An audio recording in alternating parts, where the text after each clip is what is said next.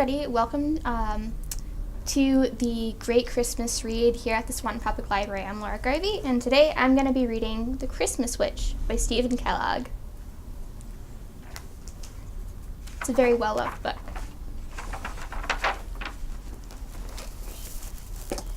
Madame Pestilence expected her students at the Academy for Young Goblins and Witches to scowl at all times. It was one of the many rules that Gloria had trouble remembering. Every time Madame Pestilence spotted Gloria passing her office, she would holler, "Stop smiling!"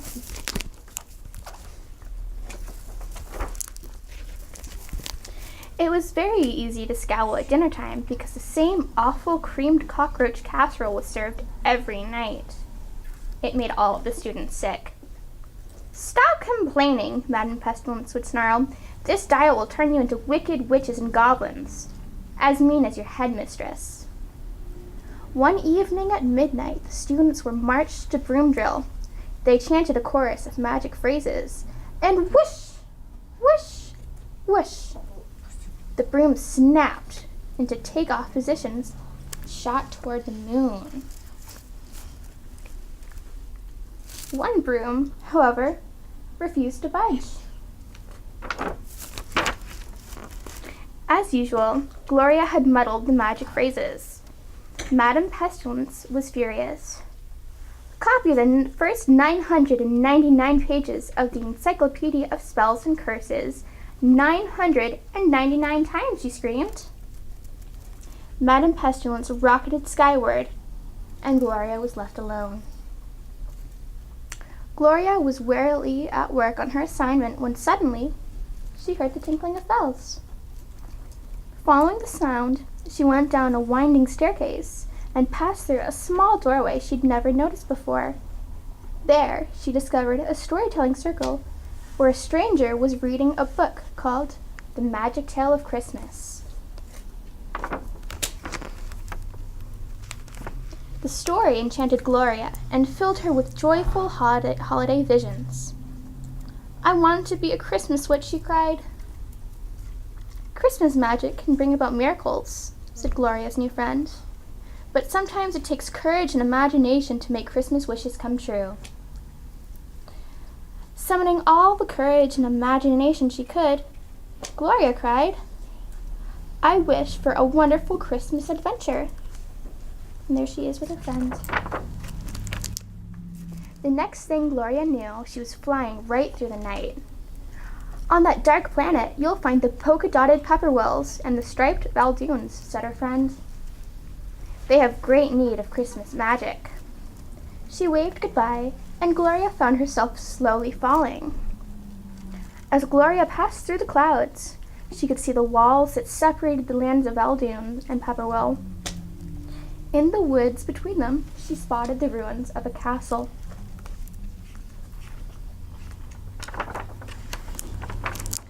Gloria landed among the striped soldiers. "It's a Pepperwill spy," they cried. "Seize her!" "I'm a friend," protested Gloria. "I've come to plan a Christmas celebration for the Baldoons and the Pepperwills." "That's absurd," cried the soldiers. "Ever since the castle blew up in the War of 1382, we Baldoons have hated the Pepperwills. Our feud will last forever."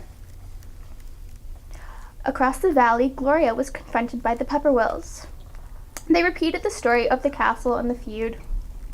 Like the Baldoons, the Pepperwills were not interested in Gloria's plans for Christmas. "We wouldn't dare leave our walls," they declared. At any moment, the Baldoons might attack. "These Pepperwills and the Baldoons are almost as gloomy as goblins and witches," thought Gloria. She set off into the woods to explore the castle ruins. "If I rebuild this castle, it will cheer up the Baldoons and the Pepperwills," she thought.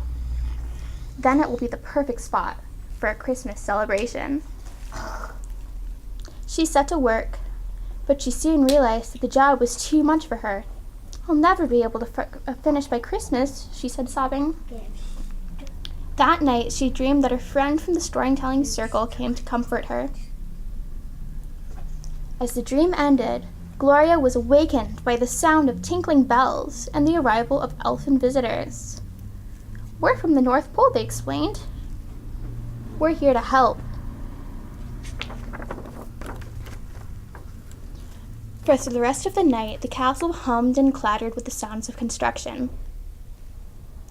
Before leaving, one of the elves gave Gloria a recipe for a magic Christmas cake.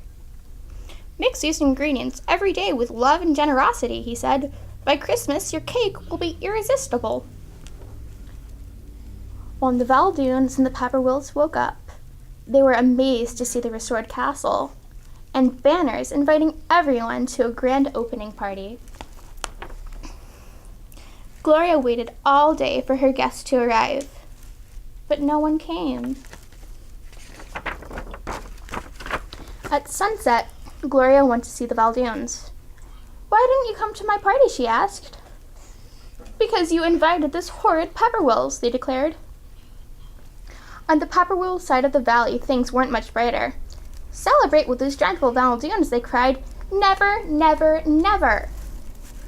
Gloria thought for a minute. "All right," she announced. "Mondays, Wednesdays, and Fridays will be Pepperwill days at the castle." The Pepperwills cheered. Across the valley, the Valdoons were equally delighted to hear that the castle would be theirs on Tuesdays, Thursdays, and Saturdays. Dividing the week between the enemies worked well. Everyone loved the way that Gloria and the elves had rebuilt the castle, and as the days passed, it rang with the sounds of fun and frolic. Before long, both groups came to think of Gloria as a very special friend. All this happiness drove away the glooming clouds that had surrounded the planet for centuries. Soon the change was noticed by a band of patrolling witches. They swooped down to investigate. Madame Pestilence was at the head of the formation. "So," she muttered, "our little Gloria is the culprit. We shall have our revenge." A goblin spy was immediately sent to the castle. Night after night, the spy watched Gloria mixing and stirring the ingredients together for her Christmas cake. One Pepperwill morning in December, Gloria bounced out of bed with a joyous whoop. She had thought of an idea to end the feud. Christmas was to be on a Sunday that year, and she announced a gala masquerade party at the castle. The next day, the Valdoons heard the same news. However, neither the Valdoons nor the Pepperwills were told that their enemies had also been invited. The elves arrived to help everyone make costumes. Gloria had baked dozens of cookies, pies, and puddings while she continued to work on her cake. The smell of pastries and pine needles filled the air as gifts for friends were gleefully wrapped and labeled.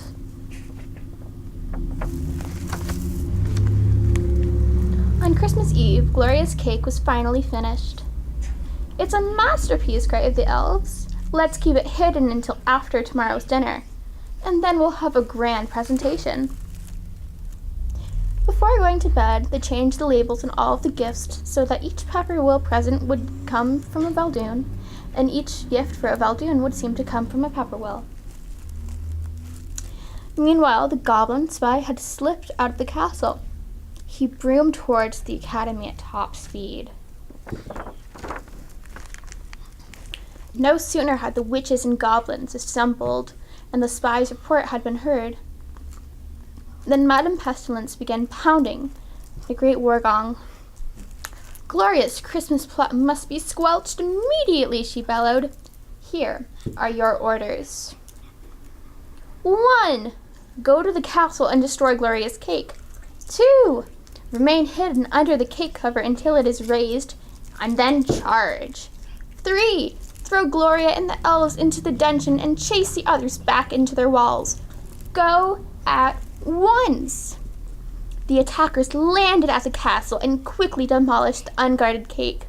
From beneath the cover, there came a muffled chorus of oohs and ahs and mms, followed by several hours of intense whispering. Just before dawn, when all was quiet, Madame Pestilence slipped into the castle and hid behind the curtains. On Christmas morning, the costume Pepperwills and Valdoons mingled and exchanged greetings without suspicion. Together they made their way through the falling snow and into Gloria's welcoming arms. What a jolly time they had dancing, singing carols, and decorating the tree. After the feast, Gloria exclaimed, "Open your presents and take off your masks! Merry Christmas to all!" The Valdoons and Pepperwills were flabbergasted to discover that they had been celebrating and exchanging gifts with their enemies. "How did this happen?" they cried. "Are we under an evil spell?" But there was no time for answers. A trumpet fanfare sounded and the elves cried, "Hear ye, hear ye! We now present the great Christmas dessert." Everyone gasped as the cake cover rose to reveal a pile of sleeping goblins and witches. Madame Pestilence exploded from the curtains. "Wake up, you lazy louts!" she shrieked. "Remember your orders! Attack! Attack! Attack!" The students awoke, but instead of obeying, they hollered, "We quit!" Madame Pestilence was stunned. "You can't quit," she roared. "It's forbidden. How dare you defy me?" "Gloria's cake is to blame," they cried. "It was delicious. We will never, never, never eat creamed cockroach casserole again."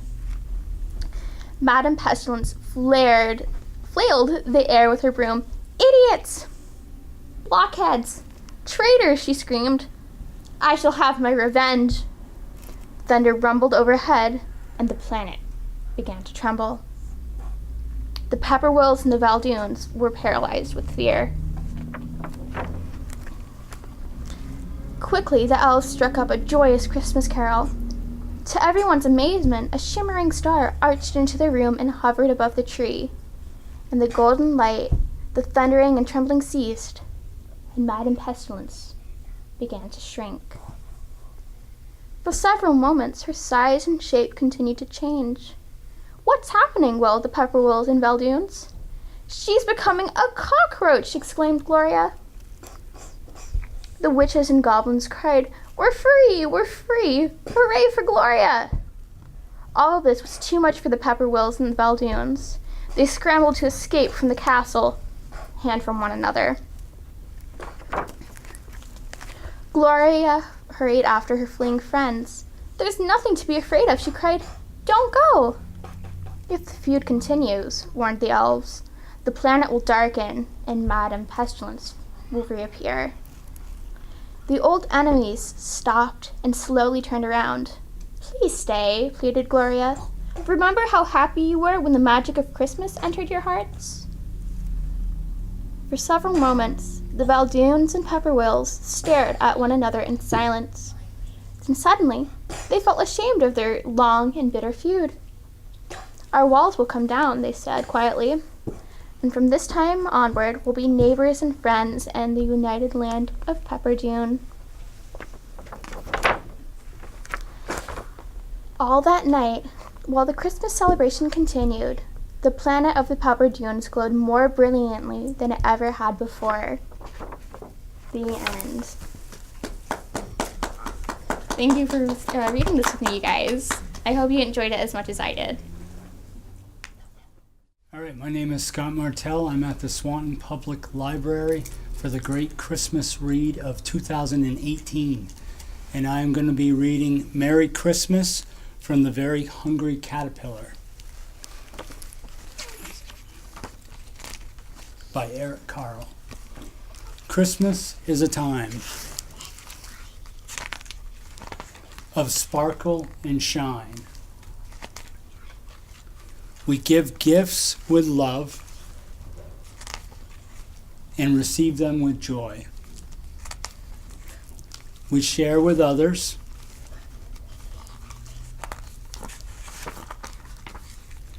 and feast till we're full. At the first sight of snow, we rush out to play. And as the night falls, we wait in peace for the most magical moment. Merry Christmas.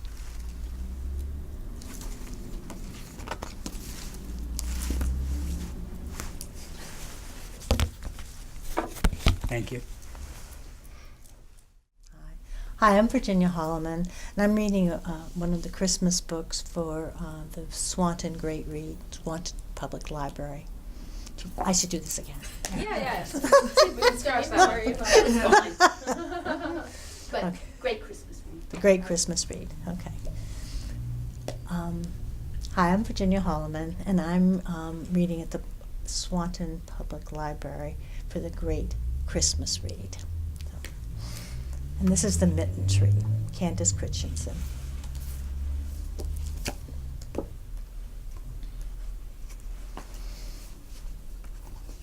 At the end of a long lane in a tidy little house, old Sarah lived alone. Her children had grown up and moved away, but Sarah, she still remembered the mornings when she walked with them to the blue spruce tree where they waited for the school bus.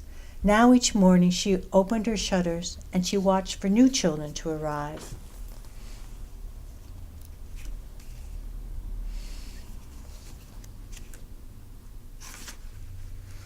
Every chilly morning, Sarah pulled on her warm coat and started down the lane. As she walked past the children on her way to the mailbox, she wished they would smile or wave. But they never did. The children didn't even seem to notice her. Still, when she saw them, she couldn't help but smile. One winter morning, after the first snow had fallen, all the children were making snowmen and throwing snowballs. Well, all except for one little boy in a blue cap and coat. Even his boots were a dark shade of blue. He stood away from the others with his hands sunk deep in his pockets. And when the school bus arrived, he lingered behind, was last in line. As Sarah watched the little boy climb into the bus, she could see one thing. He had no mittens.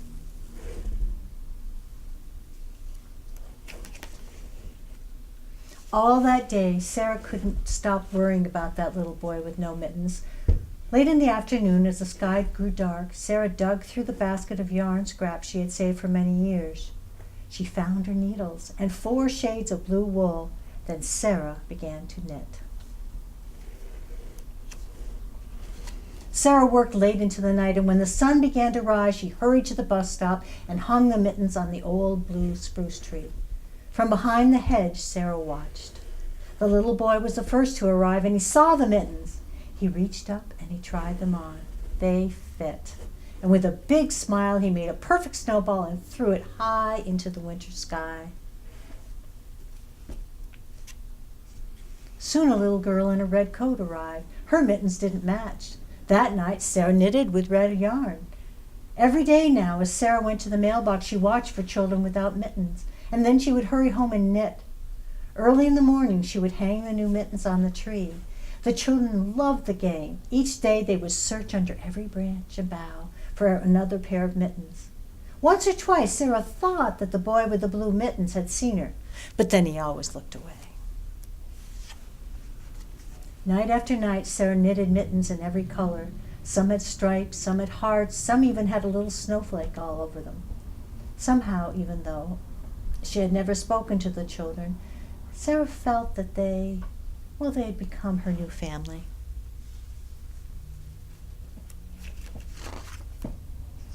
On the last day before Christmas vacation, Sarah awakened before dawn. She took the empty basket that had once held her yarn and filled it to the brim with the mittens. Out the door and down the steps she headed. When she got to the blue spruce tree, she hung mittens on every branch, every branch. The boy with the blue mittens was the first to arrive. He stood very still and he waited for the others. In fact, all the children stood very still for a few minutes looking at the mysterious, beautiful mitten tree.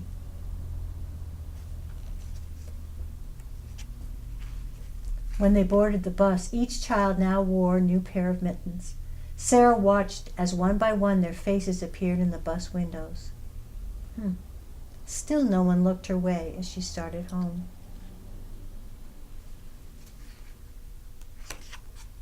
But Sarah's heart was full. It was as full as when the sounds of her own children had filled her house. As Sarah neared her porch and climbed the steps, she saw something waiting for her. There in the corner was a basket, woven with thick brown vines and decorated with a large white bow. In it were balls and balls of beautiful, colorful yarn.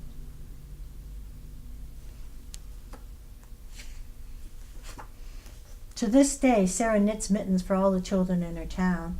Every time her basket is empty, a new full one arrives. Sarah doesn't know who the yarn is from. The children still don't know who the mittens are from. But someone must. And that's the end of that story. Nice peaceful one, too.